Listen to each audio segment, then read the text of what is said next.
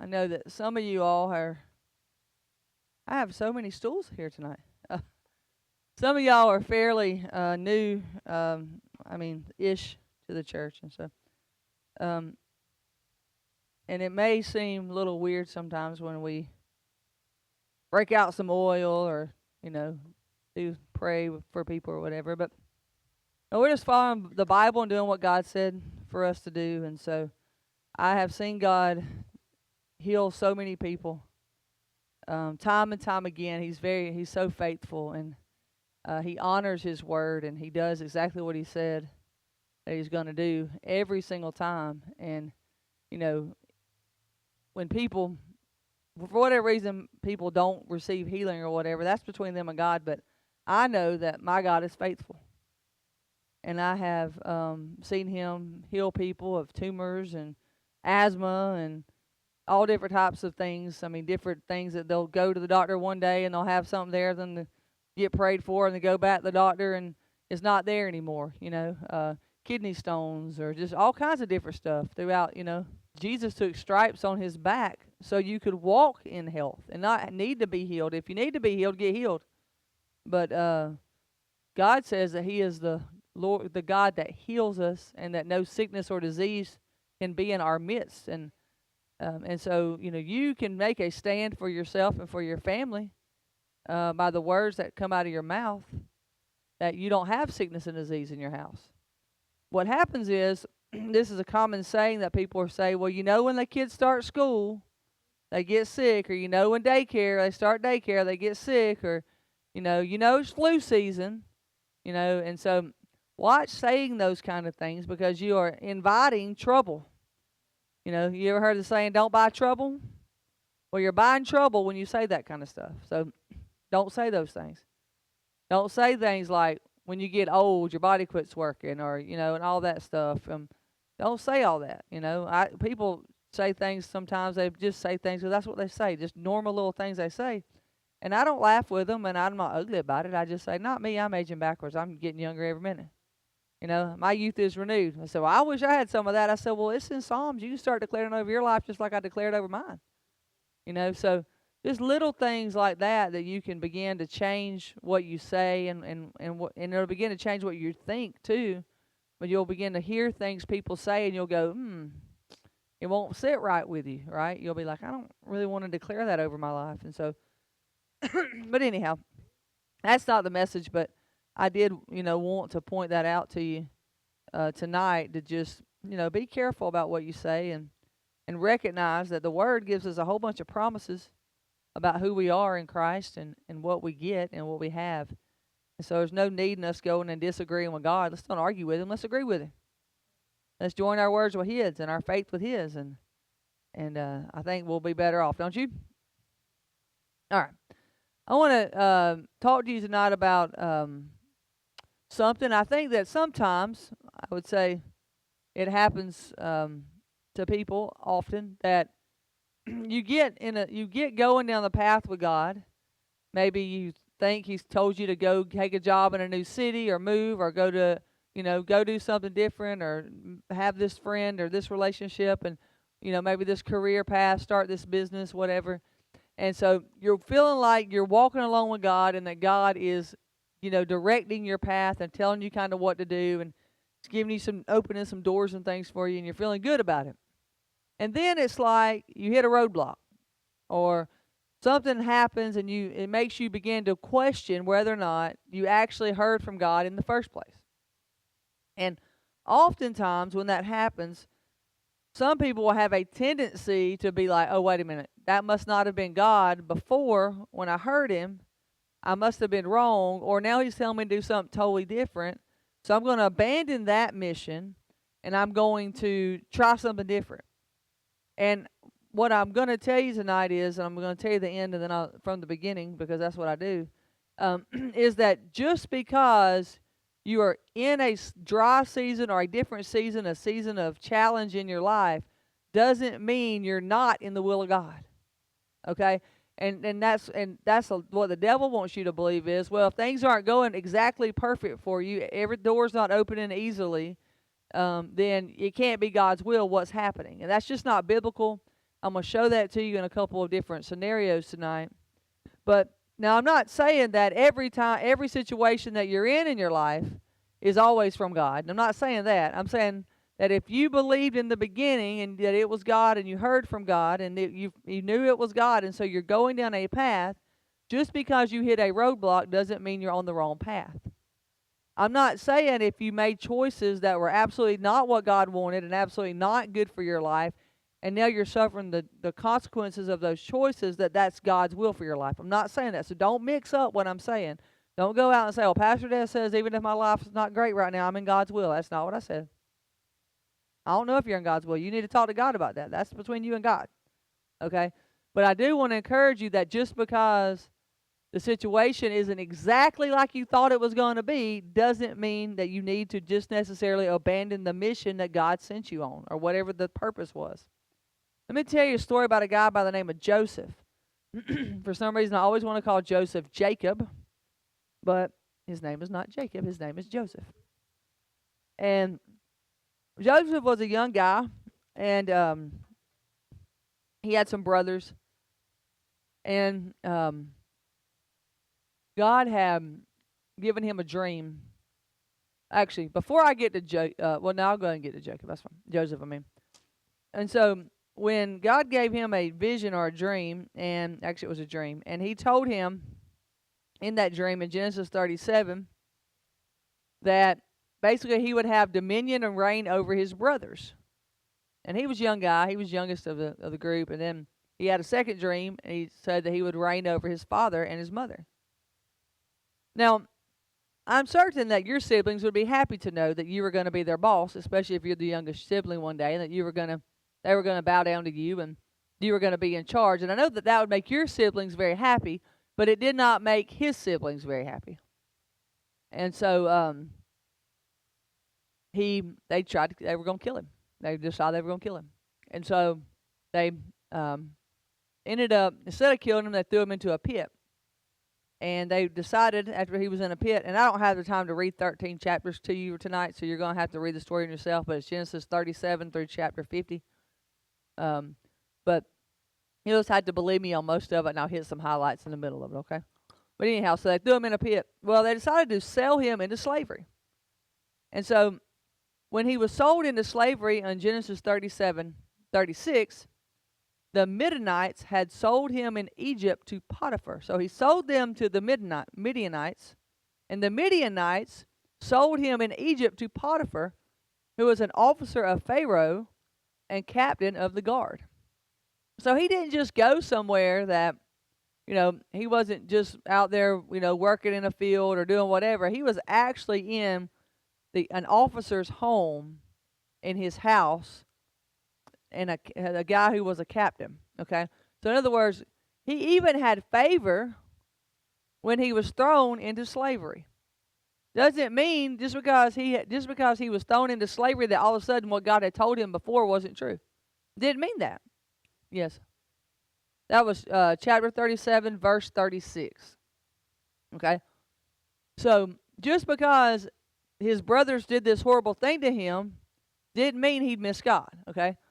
And so then, as in going over to chapter 39, verse 1, let's start there. Now Joseph had been taken down to Egypt, and Potiphar, an officer of Pharaoh, captain of the guard, an Egyptian, bought him from the Ishmaelites who had taken him down there.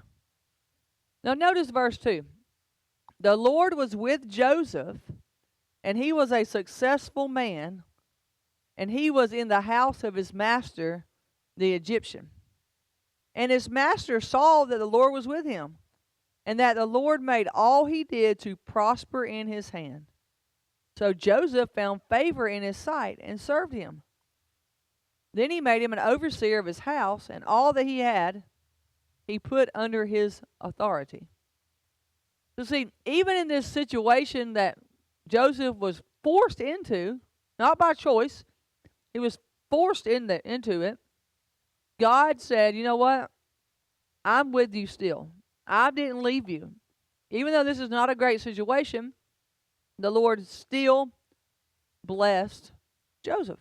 Okay? And ultimately, this guy who was supposed to be a slave, ended up running the house. Okay? Now, that all went on well for a little while. And then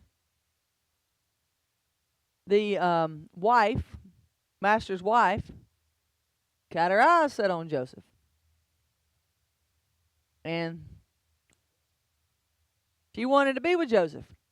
And Joseph's like, you ain't getting me killed, woman. I ain't nowhere near you. And so he didn't. But that didn't stop her from lying and telling that Joseph did do something inappropriate with her. Joseph, once again, did nothing wrong. You see what I'm saying? He didn't do anything wrong. He walked the straight and narrow. He did not do the thing that she wanted him to do. He said, no, thank you. And guess what he got for his honesty, his faithfulness to the king or to the master? Prison. He got prison. Wow. Wasn't that a wonderful reward for his faithfulness? And again, not from his own fault. So what I'm trying to get you to see here is Joseph didn't do anything wrong. He was just in the situation. But when he was in the situation, if you look at verse 21, well, let's start off in 20. Joseph's master took him and put him into the prison, a place where the king's prisoners were confined. And he was there in the prison. But the Lord was with Joseph and showed him mercy. And he gave him favor in the sight of the keeper of the prison. And the keeper of the prison committed to Joseph's hand all the prisoners who were in the prison. Whatever they did there, it was his doing. The keeper of the prison did not look into anything that was under Joseph's authority, because the Lord was with him, and whatever he did, the Lord made it prosper. See, God didn't take him out of the prison at that point. He didn't. But while he was in that situation, he blessed him, gave him favor, right? Made him be a leader in the situation that he was in. What I'm saying is God can make your situation better. Whatever it is, he can turn it for your good. He can make it better. He can give you favor in those moments. He can give you mercy, and he can give you grace in those moments. Doesn't mean you're in the wrong place. Okay? I don't know who this message is for tonight, but I know that God's been telling me this for about 3 days to tell y'all this. So whoever it's for, you're not in the wrong place just because you feel that way. You're in the right place. So Joseph stayed in that prison for at least 2 full years. At least 2 full years before what his daddy told him all those many years before that. Not what his daddy told him. His dream, what his father told him, God told him in his dream was going to come to pass. All right? So it took a while for him to get to the promise that God had given him. Now let me give you another example. This one's a little bit shorter, but let me turn your attention to Exodus chapter 6.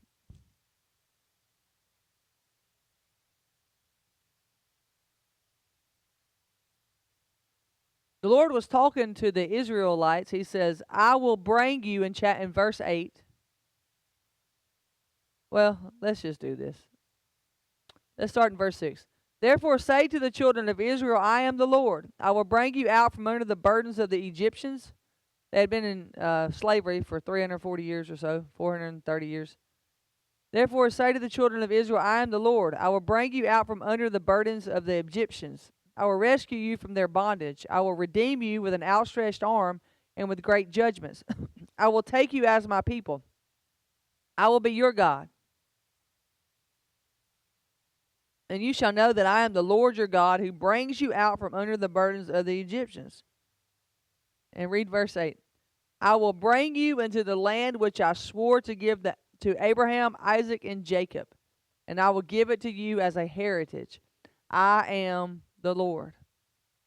He basically was telling them that there was a land, and we call it or refer to it as the promised land, right?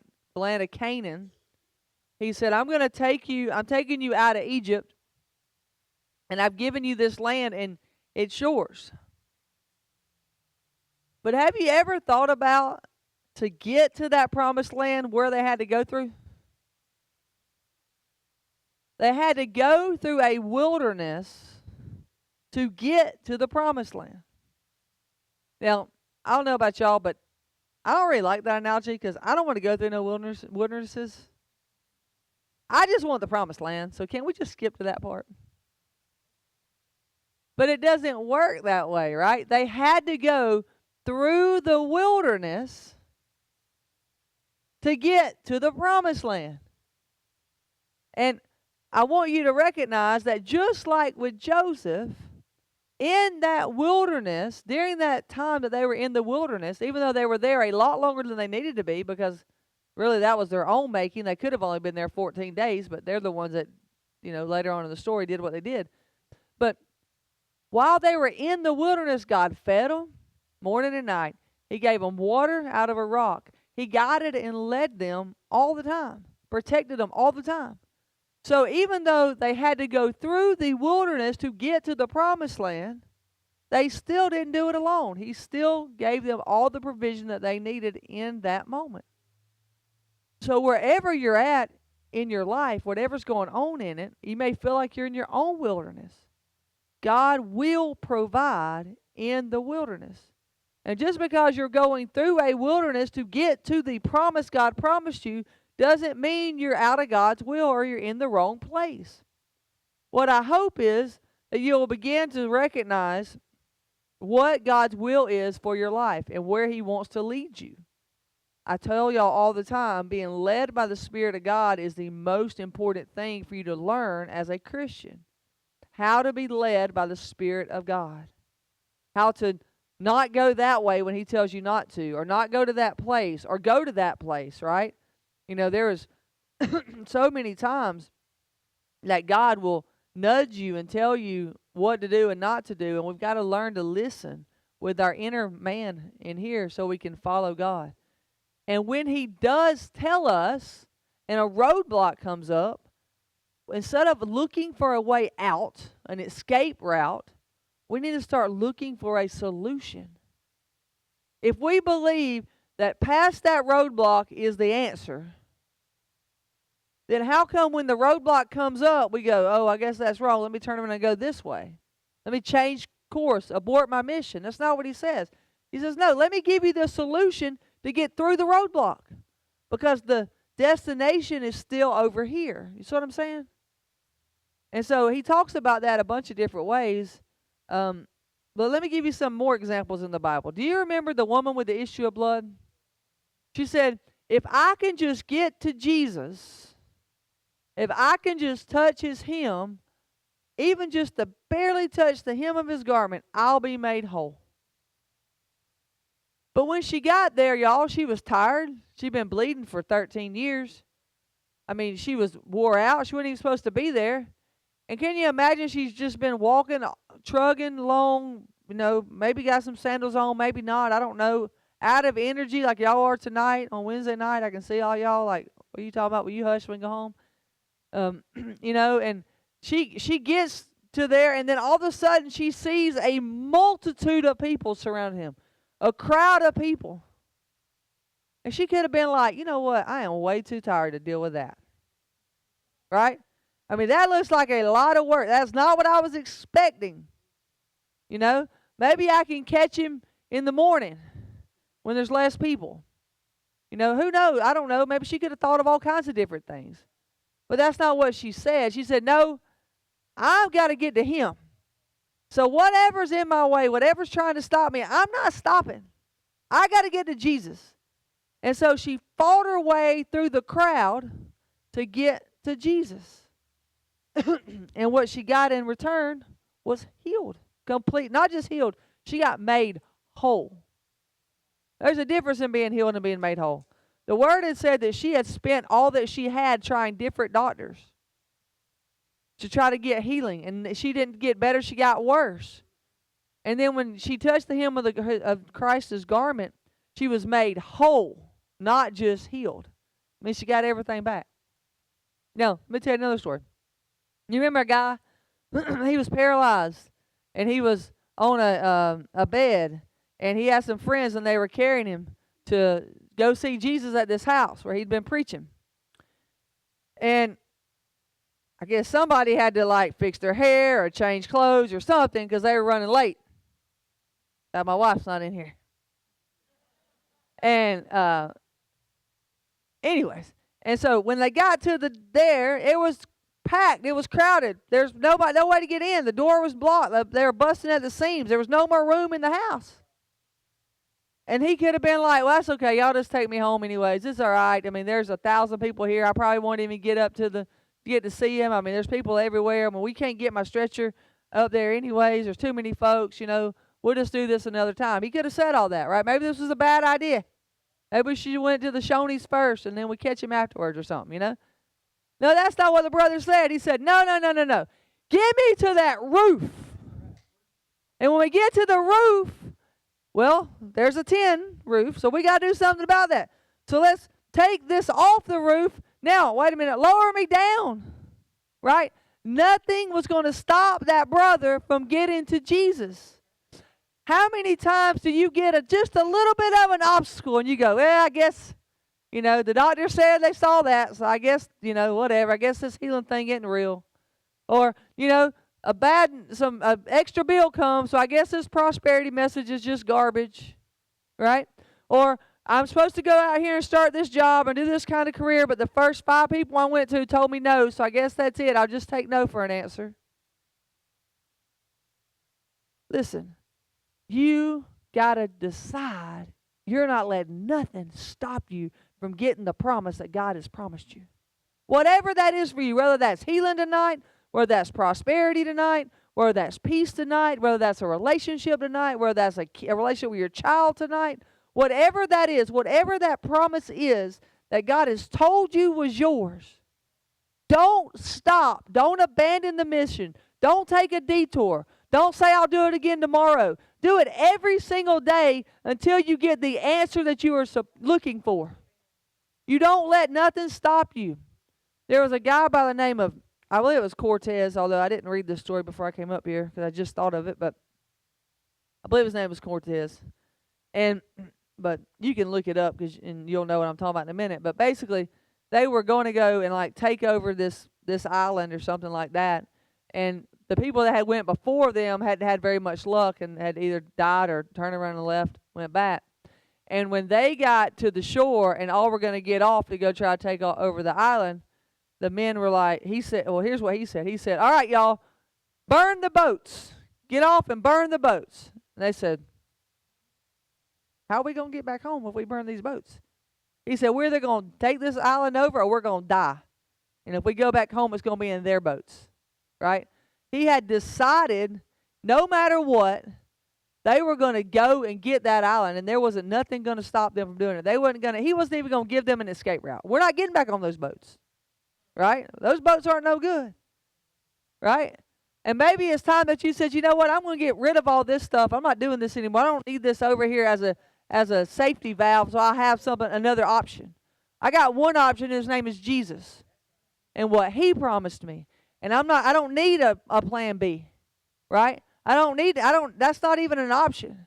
I got one, and whatever he says, that's what I'm going to do. And I'm going to trust him, and nothing's going to stop me. I'm going to get to him, and that's it. The Word talks about it in the New Testament. He calls it unwavering faith. He says, come boldly. Come boldly before the throne of grace. Look at Hebrews 10. Let me read that to you real quick.